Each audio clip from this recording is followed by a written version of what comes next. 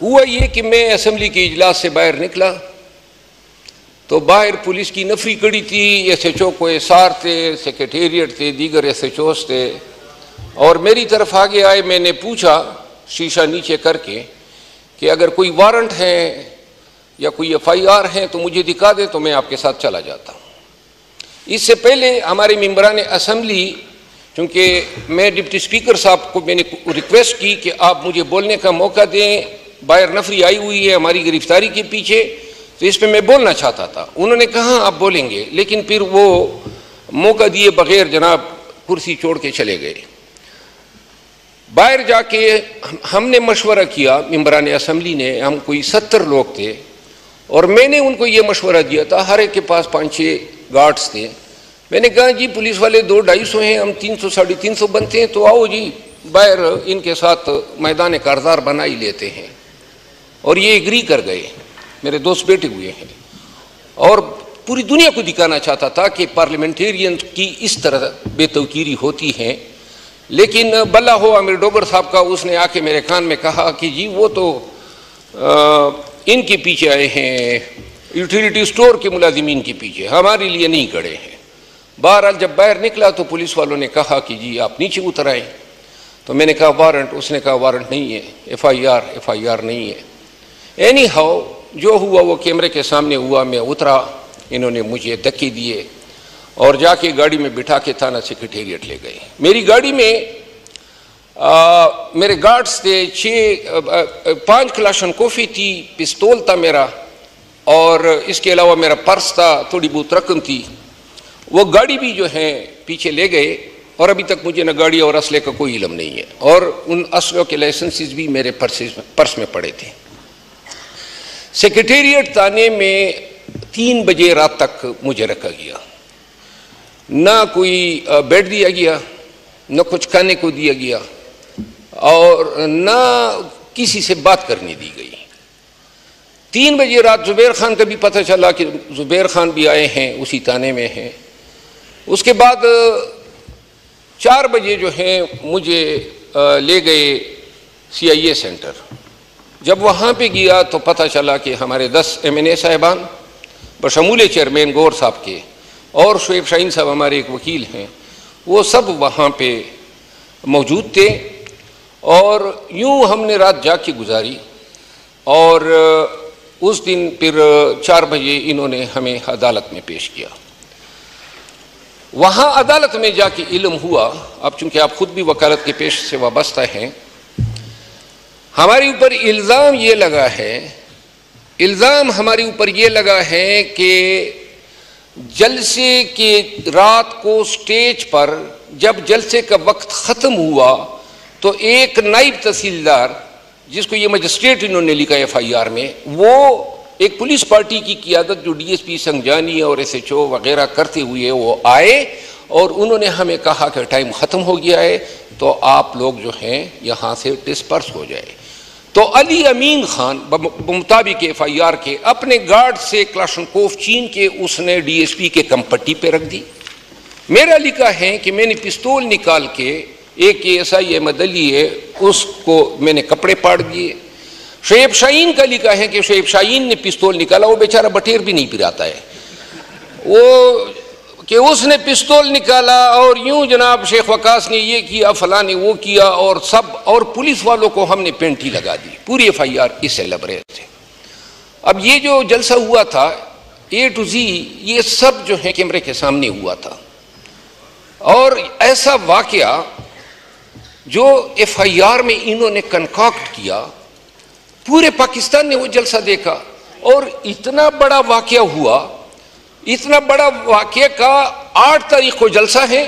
पूरे पाकिस्तान को पता नहीं है कि पुलिस के साथ ये दहशतगर्दी हो गई है।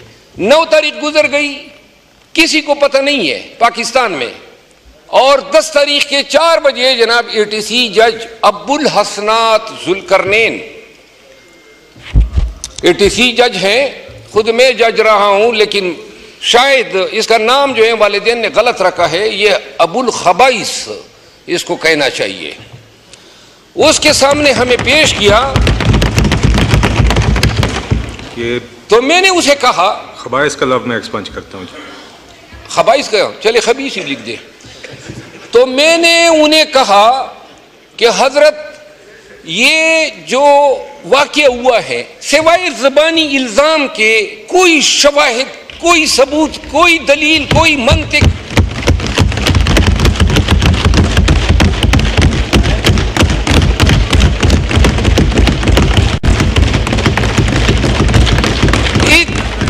इतनी बड़ी दहशतगर्दी हो गई, इतनी बड़ी दहशतगर्दी हो गई, ना पुलिस ने इंडाउट जारी किया,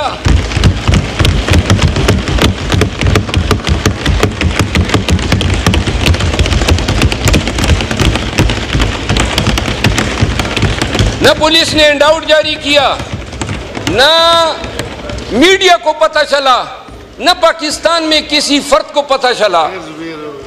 अब जनाब अली FIR कब होती है? जिस वक्त हमें गिरफ्तार किया जाता है कोई FIR नहीं है, रोजनामचा उन्होंने खाली छोड़ा है और उस जगह के लिए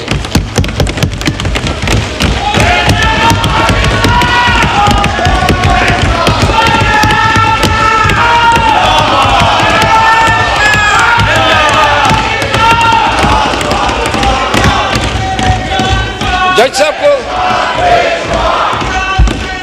मरवत साहब बात जारी रखें।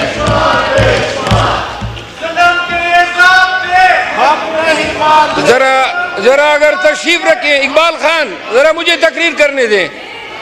हाँ जी मिस्टर स्पीकर।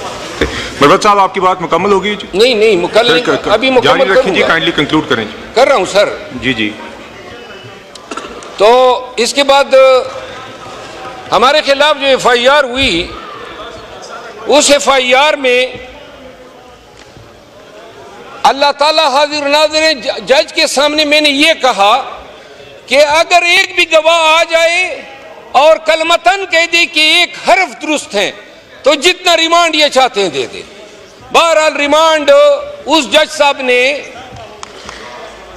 साहब ने 8 दिन का हमारा फिजिकल रिमांड दे दिया। ये जज साहब जो हैं जब से आया है मखसूस टाइम पे लाए गए, इन्होंने इमरान खान को सजा दी, PTI के शाह महमूद कुरैशी साहब, सनम जावेद, शाह महमूद कुरैशी साहब, इन तमाम के रिमांड जो है इसीलिए ये बैठा होता है।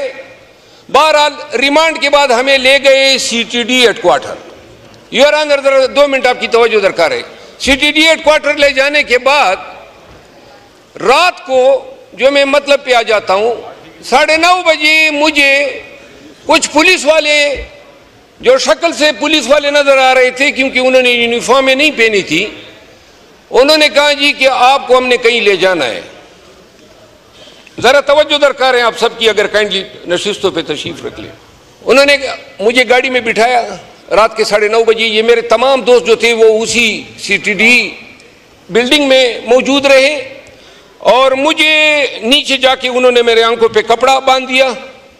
कपड़ा बांधने के बाद गाड़ी ट्रेवल कर गई कि 6-7 मिनट के बाद जो है मुझे उतारा और इसके बाद बंदी हुई आंखों के साथ उन्होंने मुझे लान में घुमाना शुरू किया। 1.5 घंटे के बाद तंग आके मैंने पट्टी खोली तो वो पुलिस लाइन का लान था और जिसमें बड़ा फरोख था वो कि वो मुझे फिर पट्टी बांध के एक उधरी कहीं किसी घर में ले गए। वहां जब उस घर में मुझे ले गए तो उस दिन मैंने एक बयान दिया था जज की अदालत में IG इस्लामाबाद के खिलाफ, क्योंकि ये जो पर्चा इसने किया था, मैं ला इलाहा इल्लल्लाह मुहम्मद रसूलुल्लाह अल्लाह ताला की जात की कसम की इसका एक हर्फ भी दुरुस्त नहीं है, कोई किसी जुर्म का सिरे से इर्तिकाब नहीं हुआ था, न कोई शवाहिद हैं। लेकिन तो मैंने कहा था कि इससे बेहतर है कि ये IG जो है वो शुरू करें। अब वो लफ्ज मैं खुद ही हज़फ कर लेता हूं।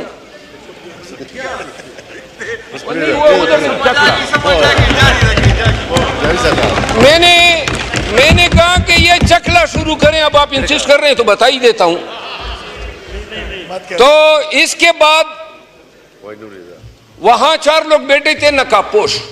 चकला लफ्ज एक्सपेंड करते हैं जी। हाँ सर, अच्छा, नकाबपोश बैठे थे, तो जब मैं बैठा तो एक नकाबपोश जो है वो चूंकि शक्ल का बहुत ही सयाह था और छोटे कद का था, DIG ऑपरेशन इस्लामाबाद, तो उसको मैं पहचान गया क्योंकि नकाब उसकी शक्ल छुपा नहीं रहा था। तो मैंने उसे कहा कि हजरत ये क्या नकाबे पहन के आप बैठे हैं? तो उसने 9mm की पिस्टल निकाली। हजरत ऐवान की तवज्जो दरकार है। 9mm की पिस्टल निकाल के साइड पे रखी कि आपको तो पता है फौजदारी वकील हो कि पुलिस की तहवील से जब कोई भाग जाता है तो उसको मार दिया जाता है। मैंने कहा क्या बात की है हजरत, लेकिन मैंने कहा हम पठान तो मुसल्लियों पर बिस्मिल्लाह भी नहीं पढ़ते हैं।